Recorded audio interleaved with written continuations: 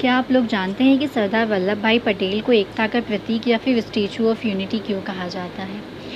आपने world map तो देखा ही होगा। उस पर कितने सारे देश हैं, जिनमें से अधिकांश को एक आधुनिक देश बनने के लिए बहुत सी आंतरिक और बाहरी समस्याओं से गुजरना पड़ा है। ठीक वैसे ही आज भारत हमें एक सशक्त राष्ट्र के रूप में नज़र आता है। उसे भी एक आधुनिक राष्ट्र बनने के लिए बहुत सी समस्याओं से गुजरना पड़ा है। देश के पहले गृह मंत्री और भारत गणराज्य को एक सूत्र में पिरोने वाले सरदार वल्लभ भाई पटेल, जिन्हें एकता का प्रतीक कहा जाता है, उन्होंने ही भारत का एकीकरण किया है। आज जिस भारत देश को हम देखते हैं, वो स्वतंत्रता के पहले बहुत सी देशी रियासतों, फ्रांसीसी, पुर्तगाली और ब्रिटिश उपनिवेशों में बटा हुआ था।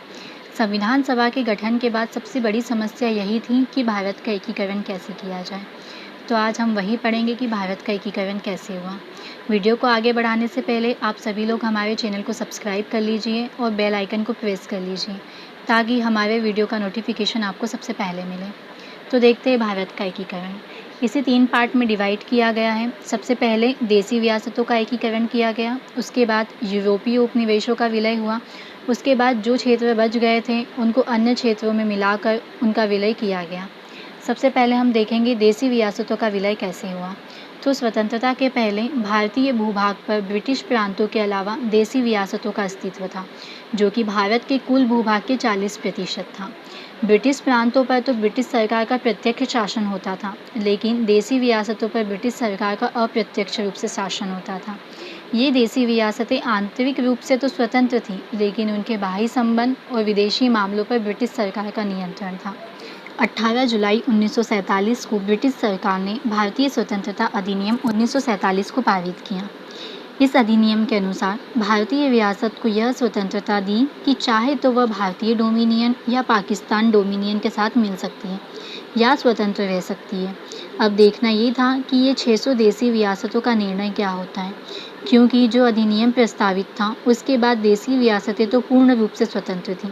अब इनकी इच्छा पर था कि वह पाकिस्तान में मिले या भारत में, अथवा अपना स्वतंत्र अस्तित्व बनाए रखें। किंतु देशी रियासतों के लिए ये निर्णय करना व्यावहारिक था, क्योंकि इन देशी रियासतों में से ज़्यादातर रियासतें छोटी थीं और राजनीतिक और आर्थिक दृष्टि से शक्तिहीन थीं। उसके अलावा ये चारों तरफ से भारत से घिरी हुई थीं। अब तो ये स्वाभाविक था कि इन देशी रियासतों का विलय भारत में हो। सरदार वल्लभ भाई पटेल ने 15 अगस्त 1947 तक सभी देशी रियासतों का भारत में विलय करने का फैसला लिया। इसके लिए उन्होंने जून 1947 को एक रियासती मंत्रालय का गठन किया। सरदार वल्लभ भाई पटेल ने 15 अगस्त 1947 तक जम्मू कश्मीर, जूनागढ़ और हैदराबाद की रियासतों को छोड़कर बाकी सभी देशी रियासतों को भारत में मिला लिया था। हैदराबाद और कश्मीर जैसी बड़ी रियासतों ने आखिरी मौके तक भारत या पाकिस्तान के साथ विलय न करके भारतीय राजनीतिक भू क्षेत्र की एकीकरण योजना में अड़ंगा लगाया। दूसरी तरफ जूनागढ़ का नवाब अपनी रियासत के प्रति इतना उदासीन था कि वह समय रहते भारत व पाकिस्तान में से किसी के साथ भी अपना भविष्य नहीं तय कर पाया। ऐसे में सरदार पटेल ने एक एक करके तीनों रियासतों को भारत में मिलाने की योजना बनाई। रियासती मंत्रालय ने सबसे पहले जम्मू कश्मीर की समस्या पर ध्यान दिया। जम्मू कश्मीर स्टेट में मुस्लिम संप्रदाय के लोग अधिक थे, लेकिन वहाँ का शासक राजा हरी सिंह एक हिंदू था। राजा हरी सिंह ने विभाजन के बाद कश्मीर की प्रभुसत्ता को बनाए रखने के लिए भारत सरकार और पाकिस्तान सरकार को यथास्थिति बनाए रखने के समझौते का एक प्रस्ताव दिया। भारत सरकार ने उनके प्रस्ताव पर विचार विमर्श किया, लेकिन पाकिस्तान ने इसे एक अवसर के रूप में देखा। पाकिस्तान ने जम्मू कश्मीर को उन सभी चीज़ों की आपूर्ति बंद कर दी जो पाकिस्तान से जम्मू कश्मीर को होती थी। इसके बाद 22 अक्टूबर 1947 को पाकिस्तान सेना के कर्नल अकबर खान के नेतृत्व में कबायली छापामारों ने जम्मू कश्मीर पर आक्रमण कर दिया। यह आक्रमण जम्मू कश्मीर के गुलमर्ग क्षेत्र में हुआ था, इसलिए इसे ऑपरेशन गुलमर्ग नाम दिया गया। इस आक्रमण से राजा हरी सिंह इतने भयभीत हो गए कि उन्होंने भारत सरकार से सहायता मांगी। इसलिए 24 अक्टूबर को लॉर्ड माउंटबेटन की अध्यक्षता में रक्षा समिति की एक बैठक हुई, जिसमें ये फैसला लिया गया कि जम्मू कश्मीर के प्रतिरक्षा, विदेशी मामले और संचार के जो अधिकार हैं वो भारत सरकार के हाथ में होंगे। इसके अलावा जम्मू कश्मीर अपने आंतरिक फैसले लेने के लिए स्वतंत्र है। अतः 26 अक्टूबर 1947 को राजा हरी सिंह ने विलय पत्र पर हस्ताक्षर कर दिए। इसके बाद भारत की सेना ने कश्मीर रियासत के लगभग 2/3 भूभाग पर आक्रमणकारियों से जगह को खाली करवा लिया, लेकिन 1/3 भाग पर पाकिस्तान का कब्जा बना रहा। भारत सेना अपना ये हिस्सा भी चाहती थी, लेकिन पाकिस्तान इस भूभाग को छोड़ने को तैयार नहीं थी। इसलिए भारत ने 31 दिसंबर 1947 को ये मामला यूएनओ यानी कि संयुक्त राष्ट्र संघ में उठाया। 1 जनवरी 1949 ईस्वी को यूएनओ ने प्रस्ताव के अनुसार सभी मोर्चों पर युद्ध विराम लागू कर दिया।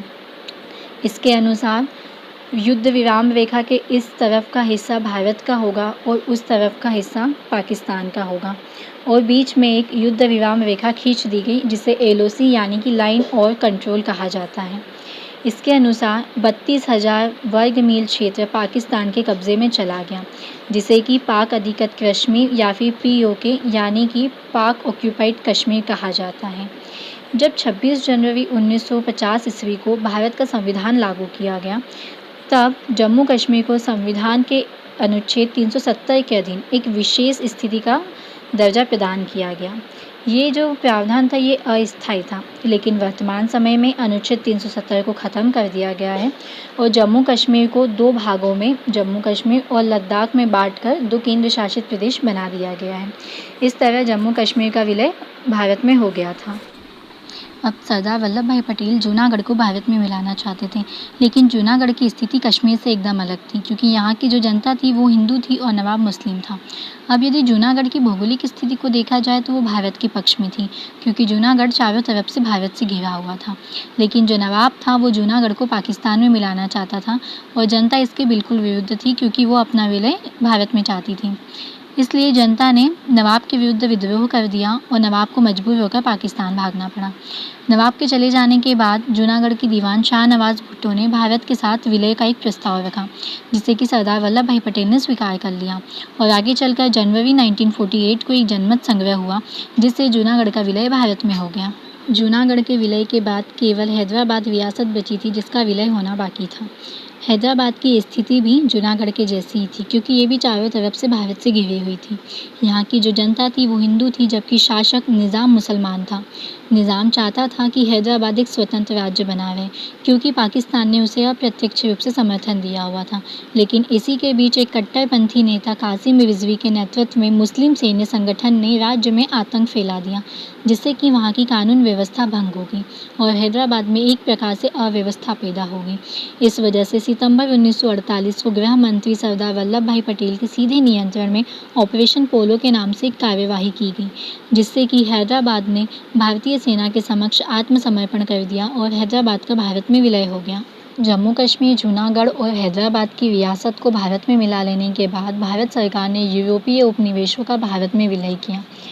सबसे पहले उन्होंने फ्रांस के पास जो पौंडीचेरी, कराईकल, यमन, माहे और चंद्रनगर के क्षेत्र थे उनका विलय किया।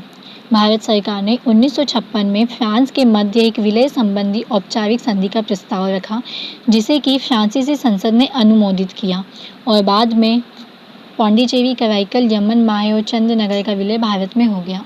इसके बाद पुर्तगाल का विलय करना था। पुर्तगाल के पास दमन दीव, दादरा नागर हवेली और गोवा के क्षेत्र थे। वैसे तो पुर्तगाल सरकार ने इन उपनिवेशों को आधिकारिक तौर पर पुर्तगाली क्षेत्र घोषित कर लिया था, लेकिन जो यहाँ की जनता थी उन्हें पुर्तगाल का शासन स्वीकार नहीं था।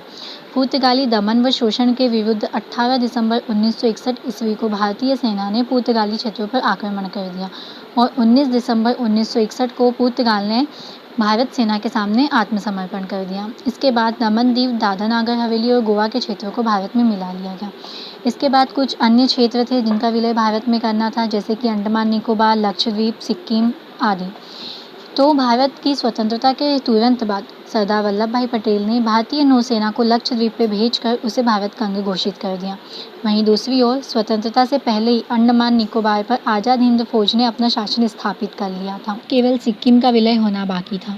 सिक्किम की जनता तो स्वतंत्रता के समय से ही भारत में अपना विलय चाहती थी, किंतु सिक्किम में राजतंत्र होने के कारण ऐसा हो नहीं पाया। आगे चलकर सिक्किम में लोकतंत्र की मांग उठने लगी और जनता ने राजतंत्र को समाप्त कर भारत में अपने विलय होने का प्रस्ताव रखा, जिसे कि सिक्किम विधानसभा ने जनता का सम्मान करते हुए एक जनमत संग्रह करवाने का सोचा और अंततः 1975 में सिक्किम का विलय भारत में हो गया और आगे चलकर सिक्किम को भारत का 22वां राज्य बनाया गया।